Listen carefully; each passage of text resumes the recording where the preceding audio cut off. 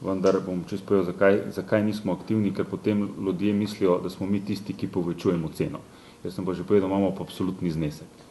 Želim pa podati en podatek, če ga mogoče nimate. Ne? Mogoče je bilo dobro, pa ne zato, da bi karkoli branil trenutno vlado ali karkoli, oziroma tudi prejšnjo, vse trošarinska politika je bila podobna. Mi imamo zakon o trošarini, ker predvideva minimalno in maksimalni znesek odvisno od derivata. Če se osotočimo samo na 95 pa dizelsko gorivo, 95 je minimalni znesek 24,5 evrocenta trošarina in maksimalni 73. Trenutno ga ima država 49 evrocentov trošarino. Medtem ko je pa minimalni znesek po direktivi Evropske unije je pa 35,9 evrocenta. Se pravi, kar se tega tiče, ima država določeno možnost zmanjšati trošarino, vendar ne manj kot pa teh 36 evrocenta. Pri dizlu je pa popolnoma obratna situacija. 23 evrocentov je spodnja meja, 69 zgornja, po direktivi Evropske unije je pa 33 evrocentov. Trošarina na dizlu je pa 36 evrocentov. Spravi, samo 3 evrocente še lahko država kaj tle naredi. Ker je pa med 36 in 49, 13 evrocente razlike in to je to ta razlika, ki je razlika, zakaj je dizel toliko cenej od benzina.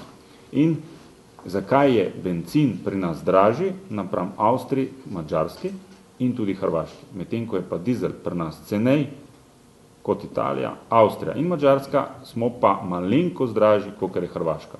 In z našega zornega kota seveda zelo pomembno, da ima država takšno trošarinsko politiko, da smo ugodni tudi za tranzit. Tle imamo zelo veliko tovornjakarjev in tako naprej. Trenutno pri dizelskem gorivu smo mi zadovoljni, pri benzinu pa mislim, da bi lahko, kar se tega tiče, naredila država tudi več. Razumem pa na drugi strani, v kakšni situaciji država. Vsako zmanjšanje trošarin pomeni spet toliko minusa v proračun in tako naprej. To je, kar se tega tiče.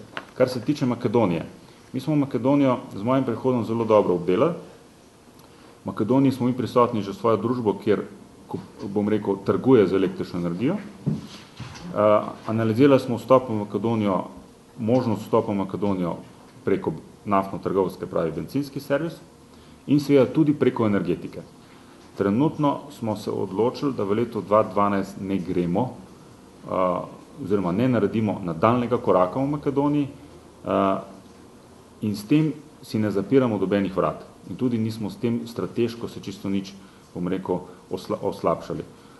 Povedal sem pa, ste videli pa na prejšnjem slajdu sem vam pokazal mapo, kjer je pa Makedonija in Albanija omenjena kot potencialni trg širitve petrola.